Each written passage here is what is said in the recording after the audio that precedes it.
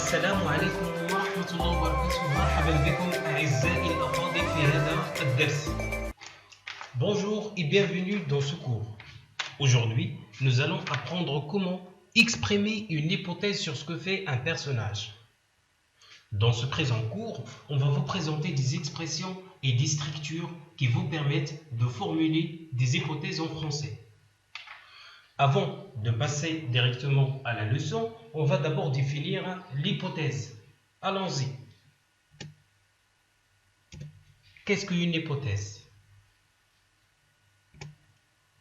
Faire une hypothèse, c'est admettre provisoirement l'existence d'un fait avant de le vérifier ou de le démontrer. Faire une supposition, c'est émettre une hypothèse considérée comme provisoirement juste et qui sert de point de départ à un raisonnement. Je vous donne un exemple pour clarifier les choses davantage. Si j'étais riche, j'achèterais un château. Pour mieux comprendre cette leçon, je vous invite à observer les phrases suivantes. Tout d'abord, on va essayer de choisir parmi les trois temps ou modes proposés le verbe qui convient dans chaque phrase. Ensuite, on va établir un rapport entre ces temps et modes et les autres temps utilisés dans la phrase. Enfin, on va essayer de découper chacune des trois phrases en propositions principales et propositions subordonnées. Alors, commençons par la première phrase. Si les tu vaches étaient riches, Charlot ne quitterait pas la maison. Alors, le mode ou le temps qui convient, quitterait. Deuxième exemple, si Charlot est satisfait, il ne se révoltera pas contre ses parents.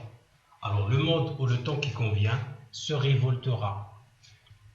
Dernier exemple, au cas où Charlot quitterait la maison, il ne reviendrait jamais. Alors, le mode ou le temps qui convient est quitterait. Alors maintenant, on va essayer d'établir un rapport entre les modes et les temps utilisés dans chaque phrase. Commençons par la première phrase. Vous allez remarquer que le premier verbe est conjugué à l'imparfait, tandis que le deuxième verbe est conjugué au conditionnel présent. Donc nous avons deux modes différents, à savoir l'indicatif et le conditionnel. Deuxième phrase.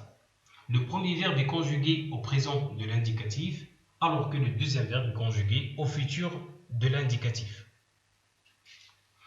Dernière phrase.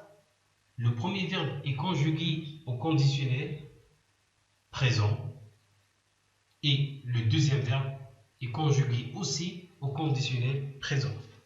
Maintenant, on va essayer de découper chacune des trois phrases en propositions principales et propositions subordonnées. Commençons par le premier exemple. Alors, à votre avis, il est où la proposition principale? Il est où la proposition subordonnée? Alors, si vous avez bien lu l'exemple, vous aurez vu que la proposition principale est Charlot ne quitterait pas la maison. La proposition subordonnée, c'est les tu vaches étaient riches. Deuxième exemple. La proposition principale, il ne se révoltera pas contre ses parents. La proposition subordonnée, c'est Charlot est satisfait. Dernier exemple. La proposition principale, il ne reviendrait jamais. La proposition subordonnée, au cas où Charlot quitterait la maison.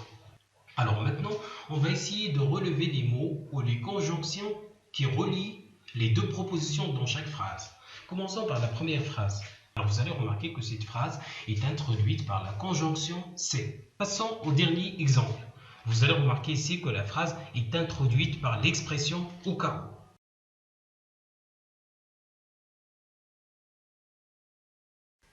Alors, même ces expressions-là sont a priori différentes, ils expriment presque la même chose. Ils introduisent toutes ce qu'on appelle l'hypothèse.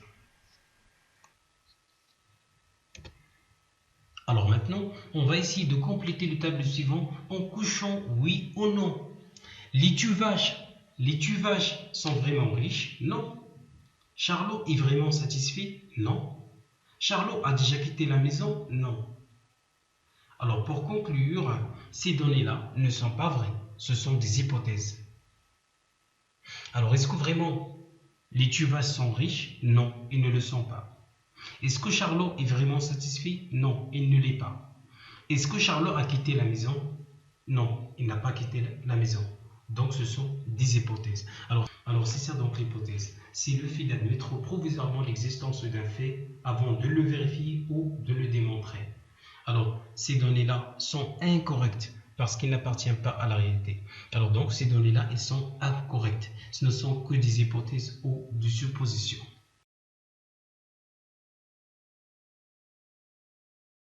Pour exprimer une hypothèse sur ce que fait un personnage, on peut utiliser les structures suivantes. Soit on utilise C++ présent et futur. Je vous soumets un exemple pour clarifier les choses davantage. Soit on utilise C++ imparfait plus conditionnel présent. Je vous soumets également un autre exemple pour illustrer parfaitement l'hypothèse.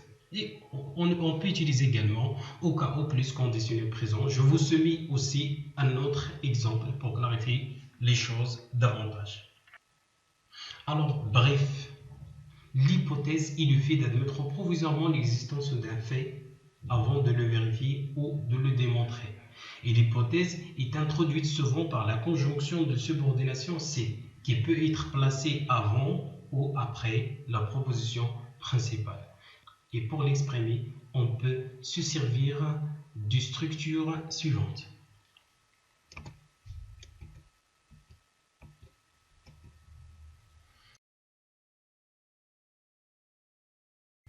Alors, attention, on n'emploie jamais le conditionnel derrière c'est tu t'entraînerais ou c'est tu serais entraîné sont incorrects.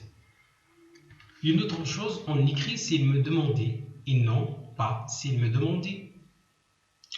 Attention, il ne faut pas confondre aussi qui introduit une proposition subordonnée d'hypothèse. Je vous donne un exemple. Si tu viens ce soir, tu rencontreras ma famille. Et si qui introduit une proposition subordonnée interrogative indirecte. Je me demande si tu viendras.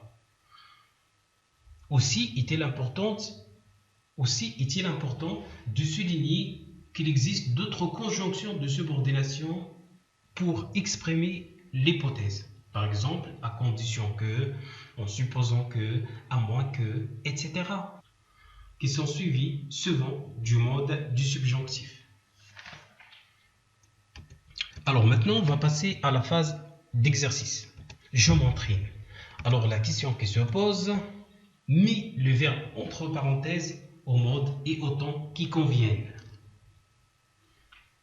Alors on va passer directement à la correction pour gagner du temps.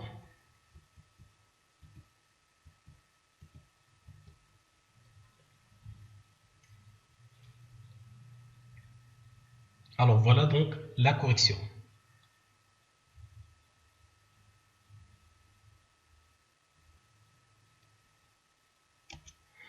Alors, pour approfondir votre connaissance en matière de l'hypothèse, je vous invite à construire des phrases pour exprimer une hypothèse. Alors, n'oubliez pas de liker cette vidéo, de la partager et de vous abonner à ma chaîne en activant la petite cloche pour rester informé de toutes mes prochaines publications. Merci pour votre attention, à bientôt.